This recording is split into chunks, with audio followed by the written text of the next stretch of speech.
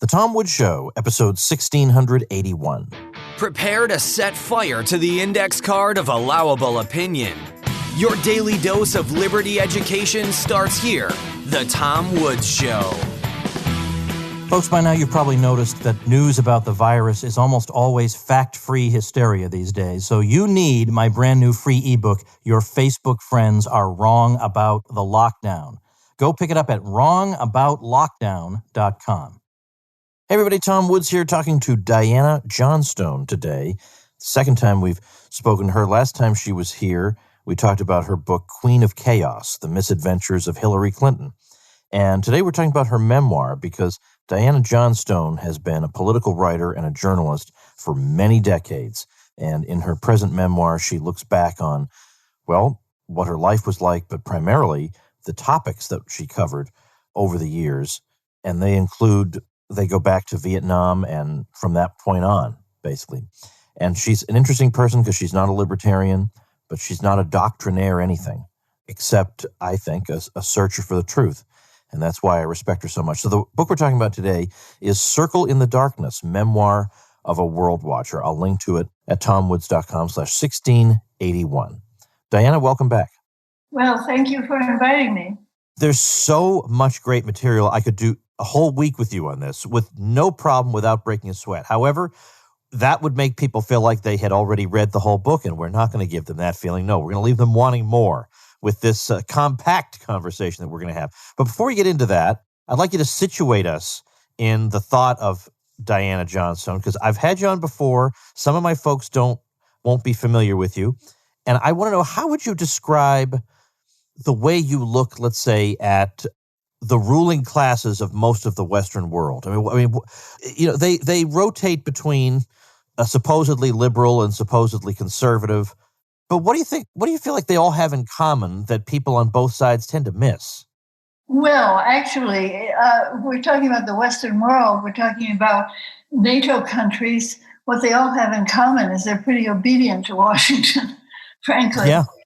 And they have been for 75 years.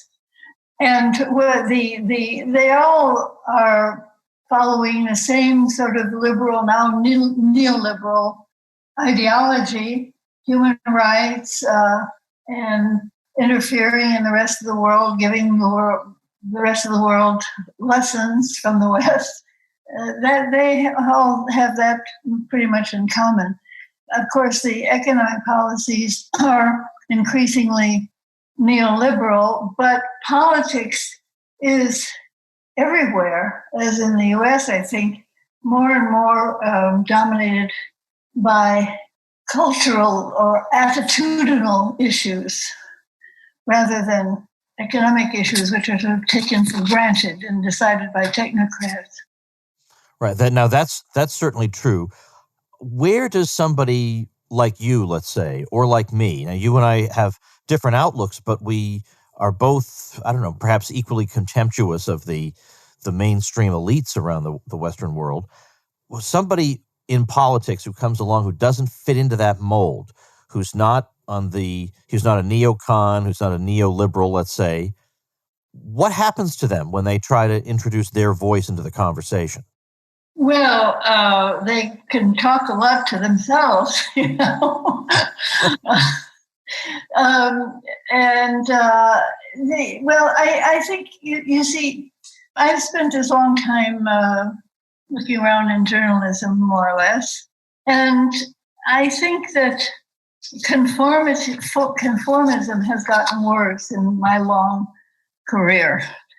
There's very little tolerance these days for really original views and real discussion. There's all kinds of false discussion around more or less false issues that don't matter very much. But there is an enormous lack of serious discussion and serious debate.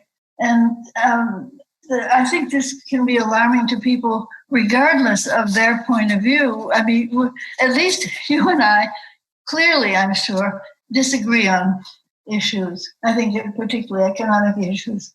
But at least we talk to each other. And, yeah.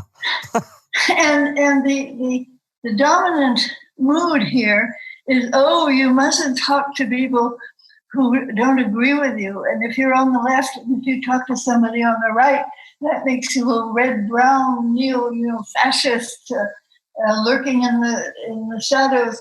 It's really terrible. The tendency toward forcing people to conform to whatever is I use the word in my book, the common narrative, which is imposed on people of all right-thinking people must agree to the common narrative. And I ran into this, especially in what I wrote about Yugoslavia, was censored in Sweden simply because it did not conform to the common narrative, which is good for us all. It brings us all together if we all believe the same thing. This seems to be an attitude that is very widespread. And of course, the dominant politicians, we have a generation of really extremely mediocre political leaders, and they cling to the common narrative. You mentioned Yugoslavia, and obviously those issues are not on the front burner any longer. But at the time, I think a lot of people thought the situation, like for example, in the mid-1990s, I think a lot of people thought the situation was too complicated to figure out. So they just trusted what NATO thought was the best thing to do and what Bill Clinton thought was the best thing to do. So we had that. We had the controversy centered around Bosnia. And then in 1999, the bombing of Serbia. Now, both of these things were presented as mainstream U.S. policy objectives from which there was no reasonable dissent, that we are trying to prevent a genocide in the former Yugoslavia, for heaven's sake. There's no reasonable dissent from that. We're trying to prevent the Serbs in 1999 from attacking and engaging in genocide against Albanian Muslims. Who could be against these things? What was wrong with that way of looking at that? Well, it was untrue to start with. I mean, the main thing that's wrong with these common narratives is that they're based on false facts. There was absolutely no genocide. What there was a suppression of an uprising in a province of Serbia, and it was an ethnic uprising, a violent ethnic uprising that began by assassinating people, assassinating police and director of a university, and it was by ethnic Albanian terrorists, a group that had been called terrorists by the State Department, but then they decided to ally with it. And this was simply a pretext to change governments in Serbia, but especially it was a pretext to give NATO a new mission. The whole purpose of that war was to revive NATO, which seemed to be threatened with obsolescence because the Soviet Union had collapsed and NATO was supposed to be there to protect Europe from the Soviet Union. And with no more Soviet Union and no more Warsaw Pact, what was NATO for? And the United States absolutely needs NATO to keep its domination of Western Europe, its military occupation of Western Europe.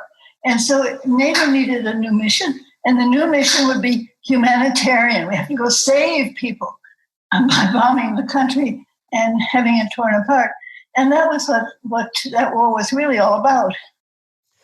What do you think, in light of that, what you just said, of what we read in the news within the past few weeks, that Trump is proposing removing 9,500 troops from Germany, and the response was, how dare you do this? This is an outrage. And so I posted on Twitter, what a bunch of welfare queens we have over in Germany. They're going to be outraged that the U.S. isn't going to keep spending its money and deploying troops over there. So it may be that the U.S. thought of itself that way as being an occupier of Western, or maybe that was the effect of it. But when they try to pull back, it's the Europeans who object. Well, wait a minute. First of all, that's a very small pullback that he's suggesting. And meanwhile, the Poles are begging, oh, please send the NATO troops to us instead. Yeah. But it's not really, the problem is that you're not giving a poll to the German people. they would be very happy to see those troops pull. Yes. This is the ruling class of Germany, and you have to realize that the leading politicians and the leading media people in Germany are pretty much vetted, if not selected, by the United States. There are these young leader programs. There are all of these international partnerships where the United States pretty much decides who should be a leader in Germany and who shouldn't. So those leaders are, frankly, I don't like the word the kind of puppet because it's sort of a propagandistic word, but let's take the example of Joschka Fischer that I write about quite a bit in my book. He was supposedly a green leader. Opportunist is what he was. He had been active in radical groups that were attacking American bases. So he had a very funny past. He had never had higher education. And yet he became foreign minister during the war against Serbia, the Kosovo War. And the United States diplomat said that he would be a great foreign minister. Now, how come someone who has a past of a street fighter is suddenly considered by the United States to be a wonderful potential foreign minister? Well, there's got to be some dealing there, right? This was not a Rhodes Scholar. This was, and that shows how, with the right attitudes, you can have a spectacular career.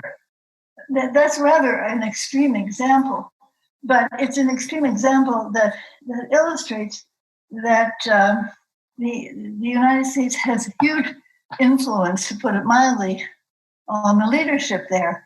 And of course, since those leaders are leaders that have more or less belong to the United States, they don't want the United States to go away, because it might mean that there'd be a different leadership there. Let me shift gears a minute, because your chapter 13 uses the term deep state, which is quite controversial in the U.S. because there are people, at first the argument was, there is no deep state, this is some right-wing fantasy or left-wing whatever. So it's a distortion of reality. There's no deep state. And then the story became, of course there's a deep state, and thank goodness, because it's going to protect us from Donald Trump. They can't quite decide which one it is. What do you think this real story is? Well, I think that the presidency of Donald Trump has revealed to the world that there is a deep permanent state, because it's been totally against Donald Trump. It has shown that an elected president is supposed to be a spokesperson, a salesperson for that permanent deep state. And Trump wasn't the proper spokesperson, ad man for the permanent policies of the military-industrial war complex.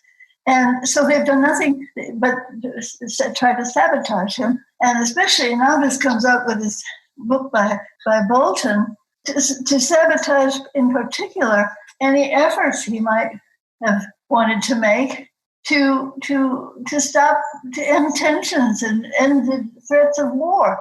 And this is exactly what they don't want, because the United States now lives on its military-industrial complex, and there are just so many vested interests. I don't know whether the term deep state is the best term for it.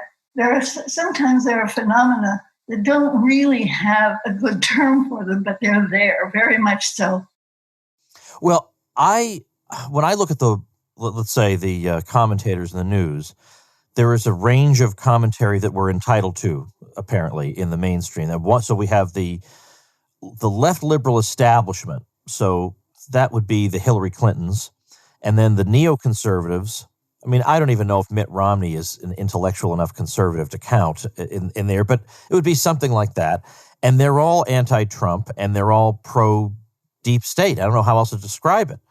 Whereas it's generally the people who are on the so-called fringes. And by the way, I don't think of myself as being a fringe person. I want peace and prosperity and people not to be spied on and to be dragged into kangaroo courts. I think the things I favor are pretty normal, but we're made to look like we're the crazies when I think they're actually the crazies. But those of us on the sidelines of this, we're not part of the Clinton to Romney complex, are not really allowed to have our voices heard. And I get frustrated with people who, they think they're really cheeky because they're against Hillary Clinton, but they buy into all the deep state propaganda just like her followers do. I presume you are just as frustrated with the establishment left? Oh, entirely. Absolutely. And I also consider that I'm quite normal and just reasonable and just trying to understand reality as it is. I don't have any particular doctrine. I'm not trying to prove anything. I'm just trying to recognize reality as it is. And that turns out to be quite a task because they are all there making a fictional reality that suits their ambitions. And people who want to simply challenge that are mostly simply ignored. Well, look, it's gotten to the point where you pretty much cannot trust anything that the U.S. regime says about something going on overseas. You can't trust what they're talking about with regard to their military intentions, with regard to how the military campaign is going, what the consequences are, what the reasons for their being there are, what the results have been. There's no aspect of it that you can trust at all. But in a way, that's almost as good as being able to trust it because you know that the opposite of what they say is true. If there is one opposite, but sometimes there's more than one opposite. Oh, good point. And people get confused. It's true, there's a huge, huge distrust. And that tends to feed fantasies that sometimes are way off because people don't know which is, they know that what the government is saying can't be true, but what is true? And they protect their falsehoods by not allowing reasonable explanations to be heard.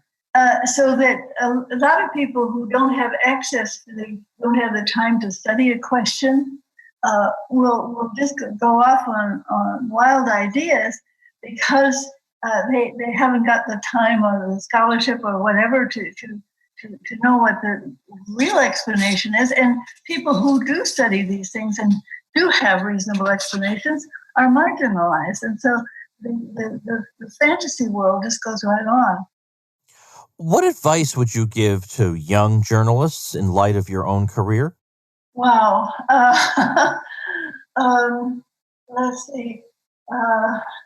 With the internet, they are functioning in a somewhat different world. Exactly. I'm sure. Because in fact, everything is on the internet because I guess it has to be the internet. I just say, watch out to protect your ability to use the internet because there are going to be assaults on the internet too. I mean, efforts, there already are efforts to shut it down and to shut down because the internet is where you can get critical opinion. And so the drive is already on with pretexts like, oh, that's hate speech, conspiratorial, et cetera, et cetera. They're already censoring internet. So I think the first thing to do is, I don't know how, but I think internet you should have, it should be a public utility. It can't be censored because now it's the owners of these social medias can censor things, but because the mainstream media is totally dominated by the narrative that is imposed by the dominant interests, especially the military-industrial complex or party. So I can't recommend anybody to go into mainstream journalism unless they just want to make money and don't care a bit about what they say. Well, that's pretty demoralizing, but I don't see how I can disagree with that. Now, as going through your book, Circle in the Darkness, there's so much compelling material in it. And a lot of this indeed comes from the fact that you observed a lot of this close up, and you've been, as you say, a world watcher for many years. Does your present outlook on the world come from your experiences in journalism, or did you enter journalism with a view of the world already in place? Well, everybody starts out with some sort of view of the world. I think I've always been a tendency to be somewhat skeptical about things generally. I suppose a certain skepticism, a certain curiosity, and somehow or other very much a concern about what is true and what isn't. That's a familiarity. But I really consider that I'm quite open-minded.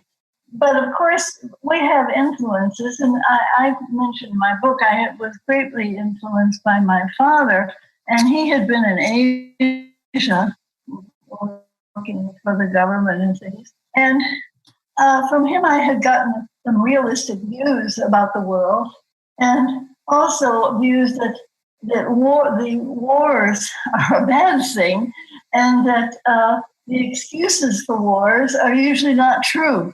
And this is sort of my framework.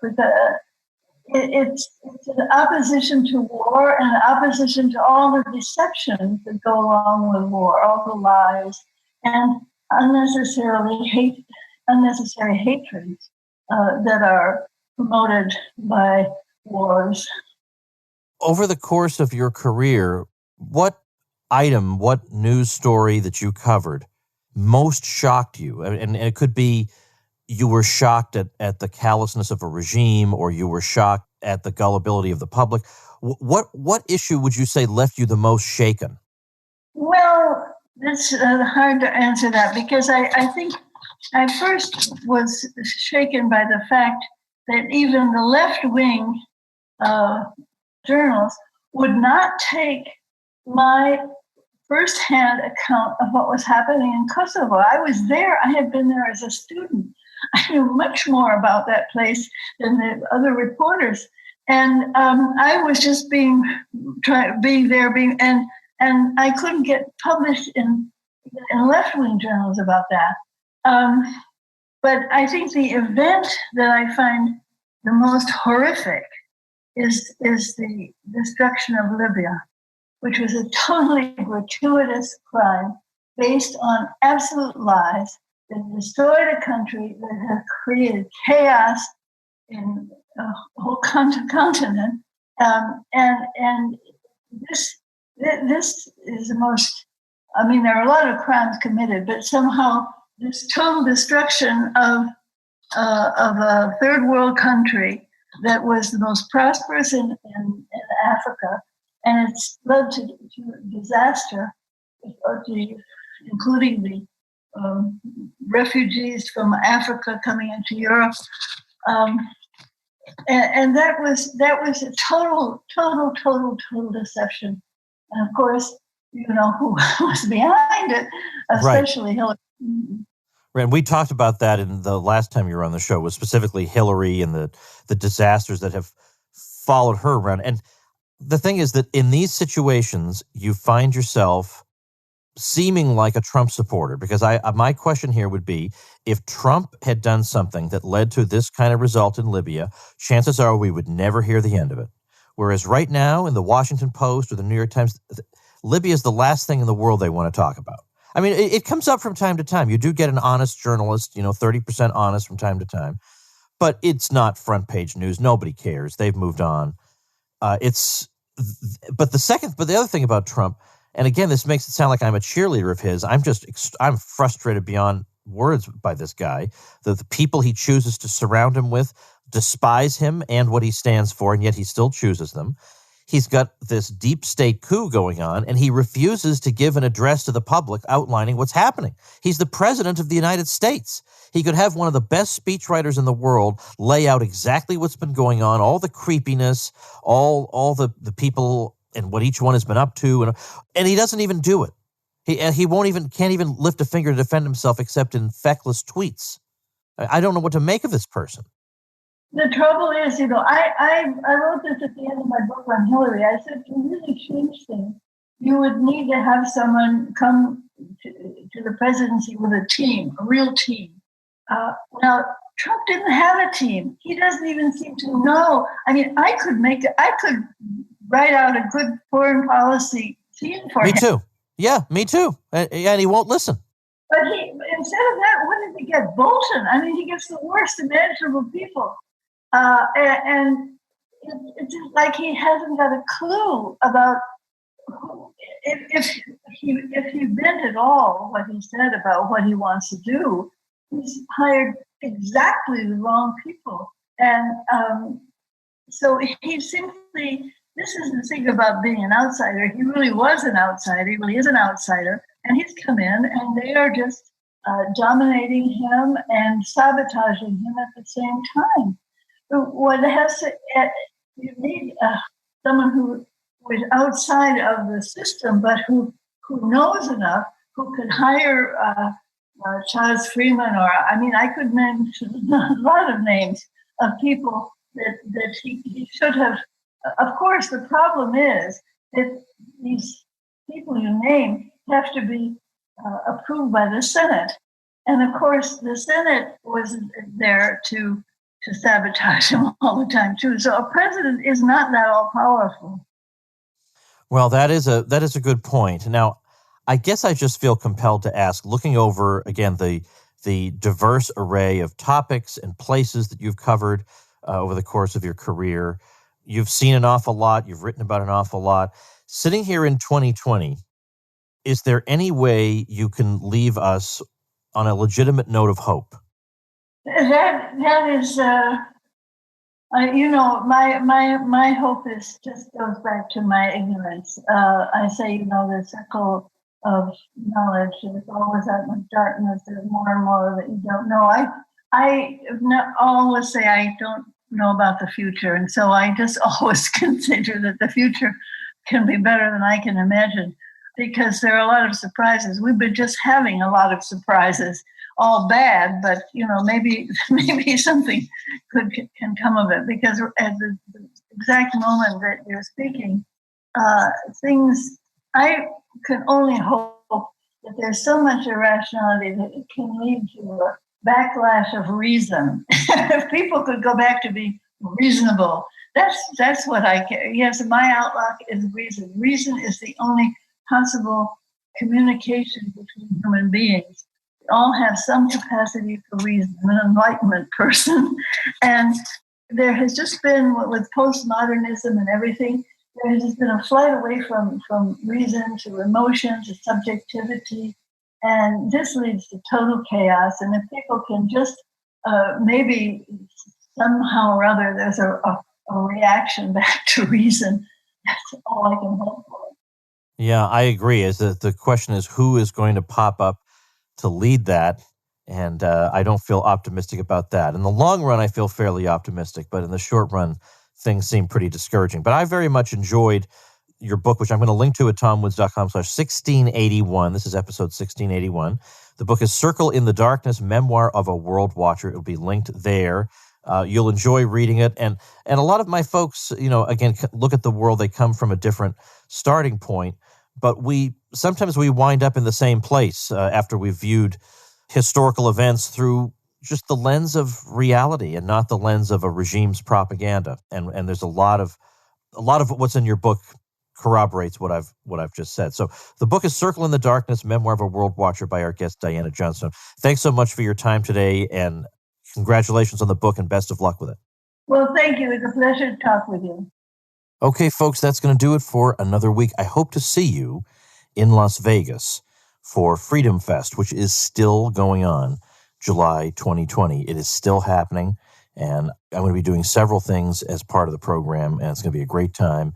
And Dave Smith is going to be hosting the whole event. Michael Malice will be there, and a whole bunch of other people you've heard on the Tom Woods Show. So if you're out there, you can get out there.